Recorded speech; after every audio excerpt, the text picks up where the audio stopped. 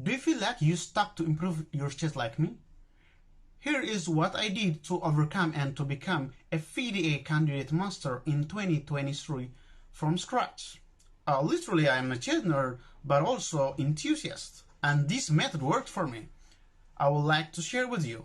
Hit and subscribe my YouTube channel called Club Level Chess, and we will hustle and bustle about chess.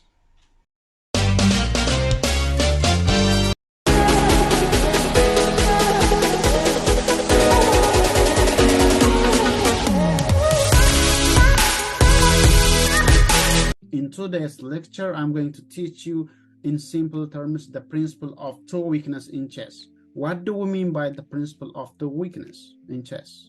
Let's see three simple examples and learn from it. Let's straight dive into it. Well, look at this position.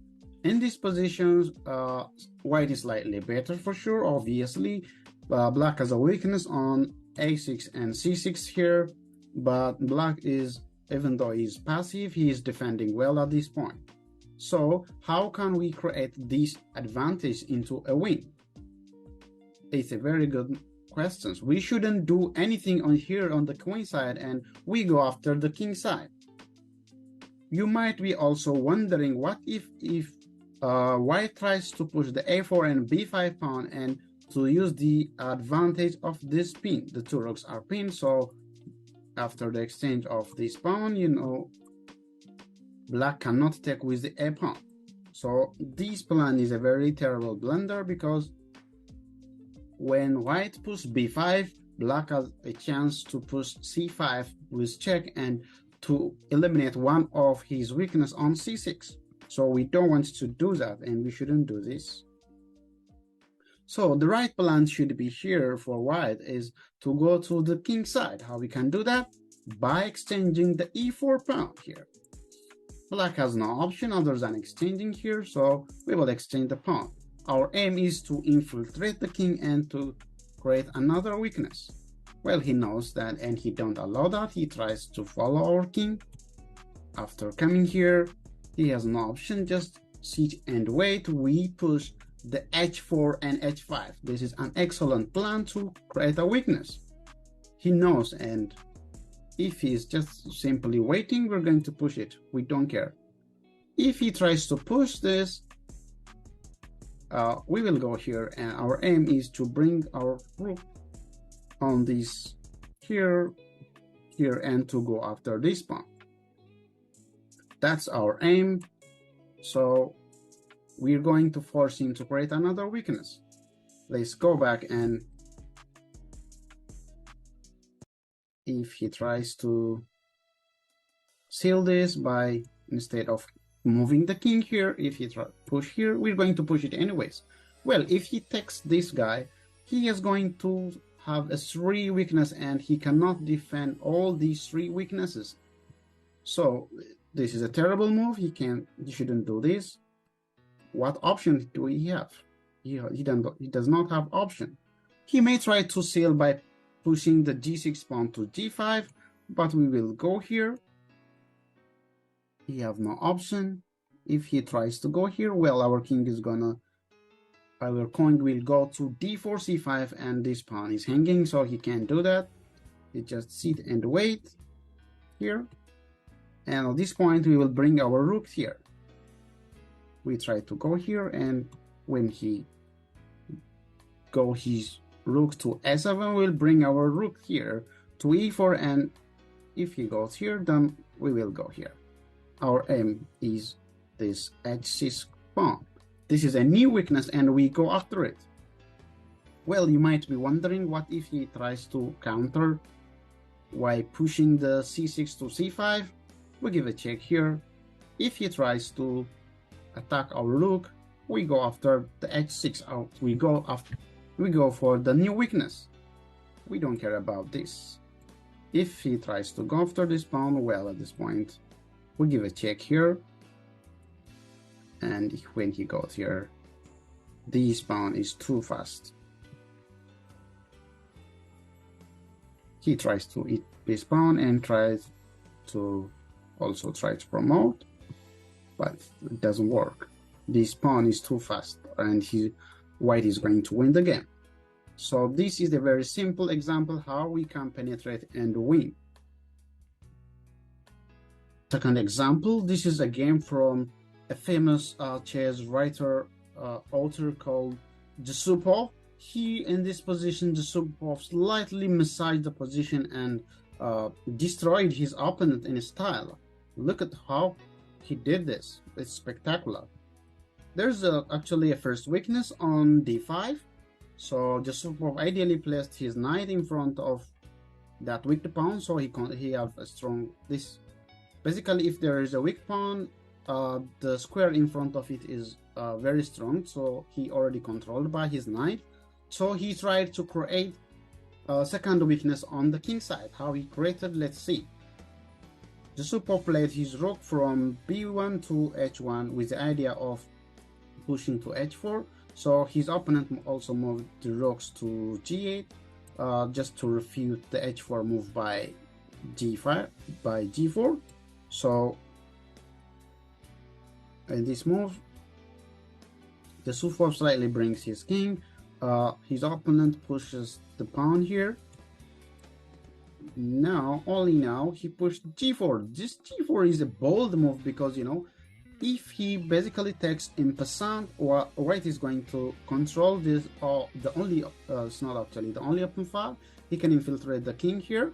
So black actually can do the same by controlling this square, but he's not in time. He cannot control the very important squares, because anytime he tries to do the same, the king gonna be here and he's not using from this file. So basically black wants to do this, he don't want to do this. He go the other way.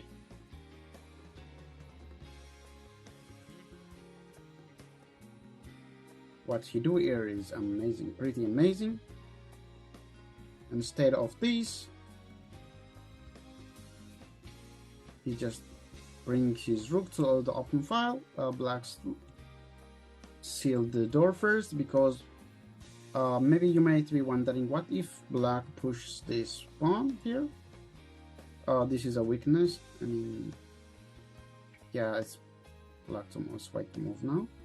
Let's say he just do something random and he push this pawn, and if he tries to go here, this is a permanent weakness and can be taken within just a few moves. So this is not a good move. This is a terrible blunder. So black shouldn't do that. He actually didn't make this mistake. So instead,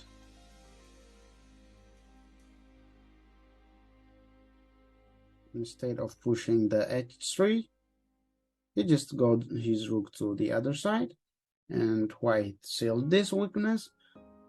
And his long-term plan is to break this wave after optimal placement of his pieces, but not right away. So he go to the other side here, and black just sitting and waiting. White push this pawn, black, so does black. He slowly brings his king. He slowly massages his opponent, and now he brought his it's black turn here. Sorry, he was just waiting his moves. Black was just simply waiting here. It's black to move. Now black decided to exchange some pieces. White was just focusing over here. He tried to exchange here. He tried to infiltrate with his knight. At this point, he break with this pawn. Well, if black takes the f4 pawn here, this pose h4 and f7 are big targets, and he cannot defend all this pawn. The d5 weakness is already a cooked weakness, and now he's going to have another one, so he cannot afford to do that. So he pushed this pawn here instead.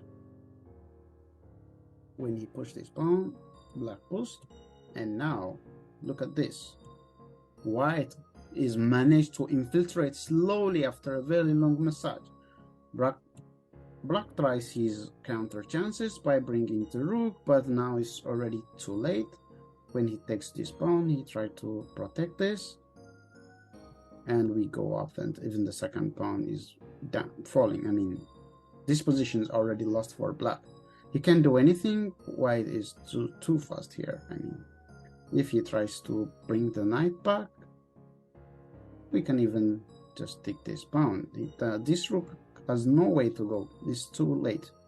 If he tries to do something here, well, this pawn is already too fast, and just super slowly. Let's go back and what he did here. I show you all this move to show you the bold move g4.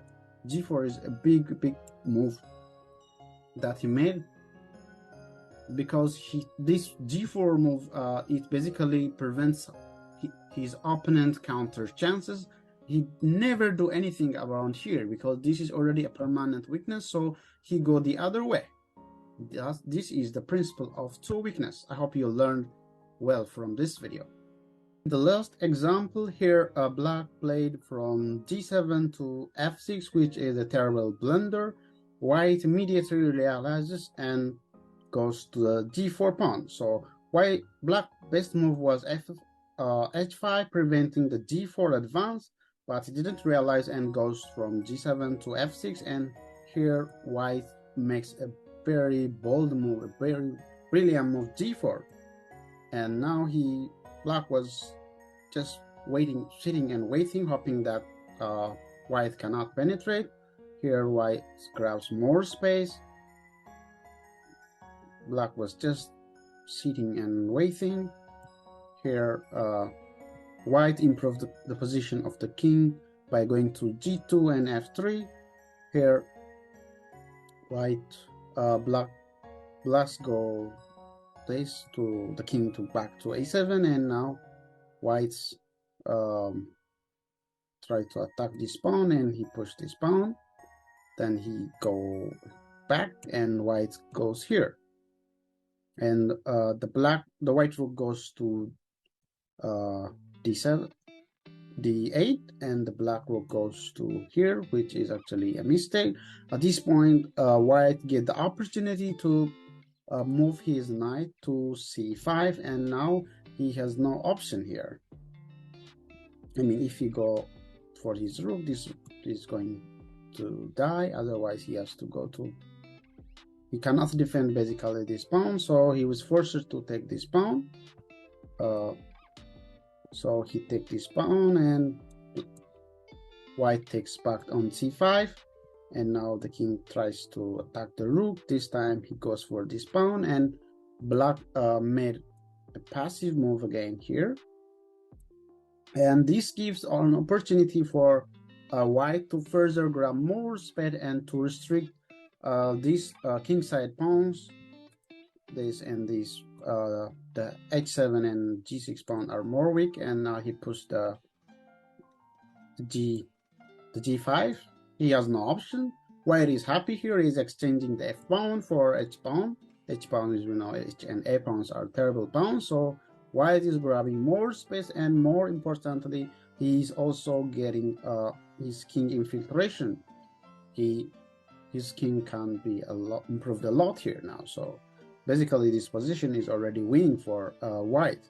So here, black was just sitting and waiting. White slowly improved the position of the king. He starts marching this pawn. Start with f3. Sorry, it was black turn. Black goes to e7, and he pushed the f3 pawn. So here, black eventually realized that sticking to passive defense cannot grant him a draw, and tries an active play by going his rook to a3, but it's already too late now. The white king is advancing. He tried to give a check, and the king goes to e5. The black rook go back to a3, hoping to hit this pawn, but at this point, white doesn't care, and black also take, white takes, black takes, and here white rook have the opportunity to drag the king into the 8th rank, so he has no option. When he go here, he took the pawn. Here black has no option. He cannot take this pawn, the d5 pawn by checking on f5 because of the checkmate threat. Here with the rook and a king is gonna be checkmate. So if he tries to go here and draw the game from here, it doesn't work because this pawn is too fast and is almost queening. He cannot stop. If he tries to give a check and try to draw, the king can march this side, grab this pawn, and eventually promote the pawn. So this position is already winning for white. So here white slowly maneuver the pieces and create a second weakness and win the game eventually. But so this g4 is a bold move, and slowly he target this pawn and slowly build up and win the position in style. I hope you learned from this video. Thank you very much.